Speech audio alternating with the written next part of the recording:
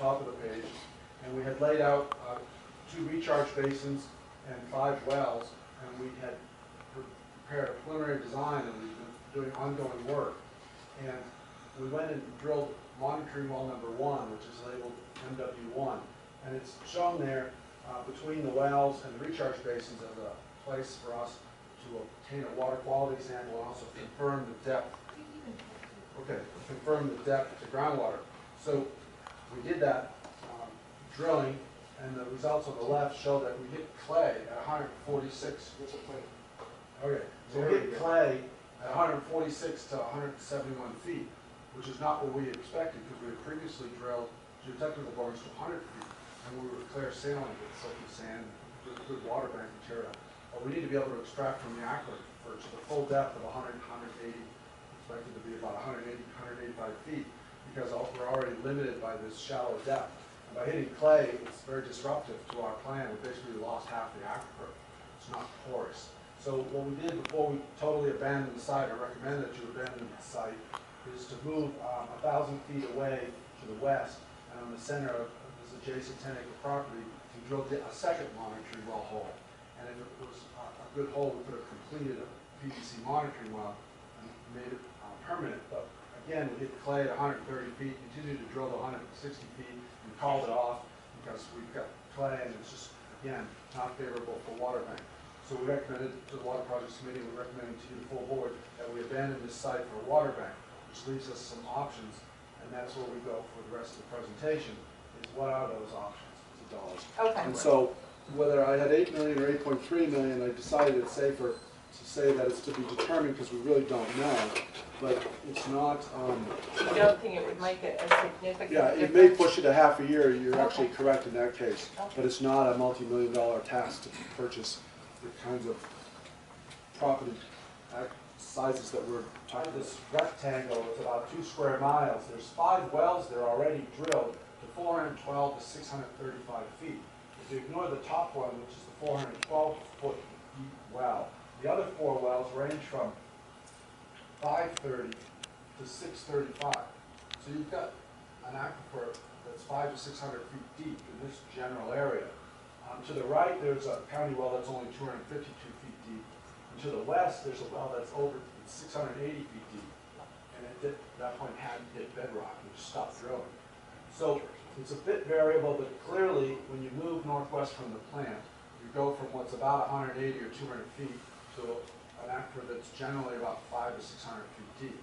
As such, you'll have more banking storage and you'll have higher capacity wells, because they'll be deeper with greater perforations.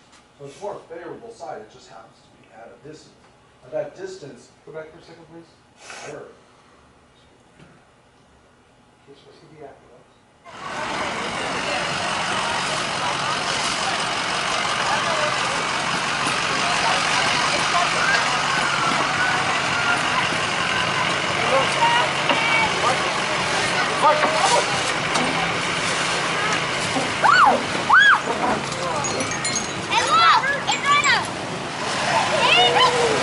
Gotta get a close-up of this one. Ha ha ha! Merry Christmas, you guys! Merry Christmas! Merry Christmas! Look at all that snow. Man, that looks cool.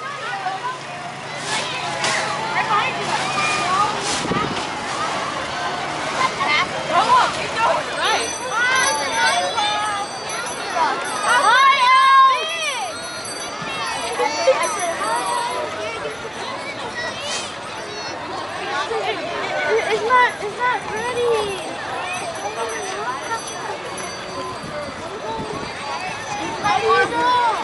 Are you scared? Hurry up, picture. Merry Christmas. I'm coming up big now. Come closer. Come closer. Come closer.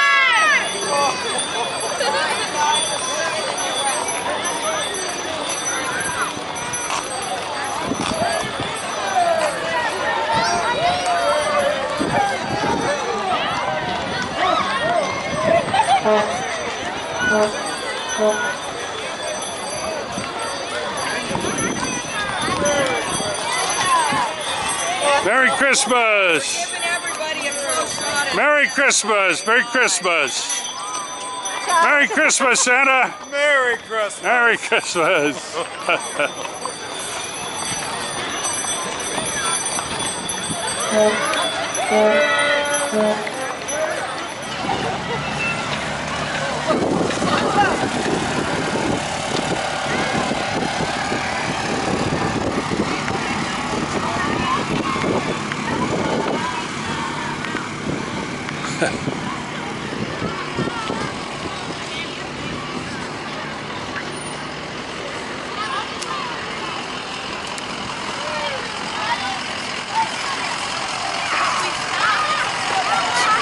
Merry Christmas!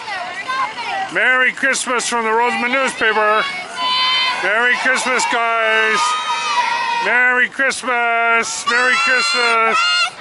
Merry Christmas! Merry Christmas!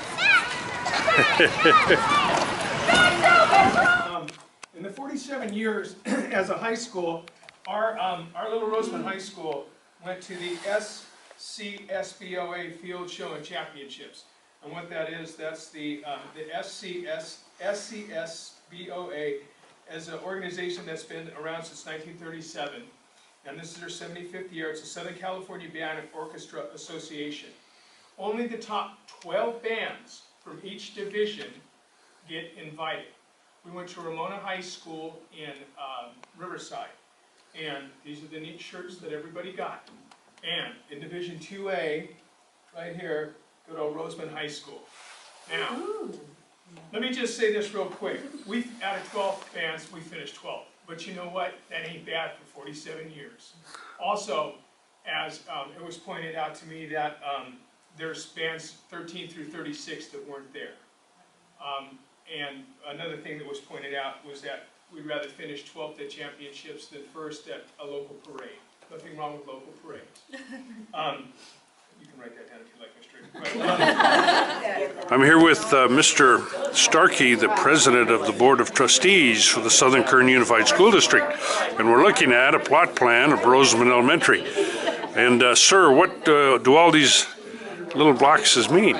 Well, we're looking for the future plans of Rosamond Elementary. Okay. We're looking at currently where the district office is. It's right here. This is where the kindergarten is going to be. Then we're going to have classrooms, the administration office, and then the classrooms with a multi-purpose building and a library. Okay. Playground out here, grass field here, and the old buildings where Rosamond Elementary currently resides. It's going to be the new district office.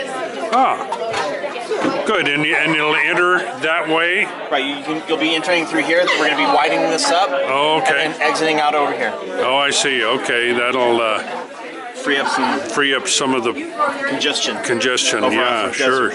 Sure. Any idea when actual building or breaking ground on this would take we'd have place? to find out from the government, from California's economy, and we're looking for hopefully 2014, 2015. Okay. And how many students would this new facility hold? We're planning on being able to hold over 1,000 students at the new campus. I see. Because right now we're splitting our seams at 800. And so this will encourage us to be able to build for growth for over 1,000. Yeah, good. Sure. Any estimated cost of this whole facility yet? I know it's being worked on. Yeah, we're still looking at the early estimates. Yeah, I see.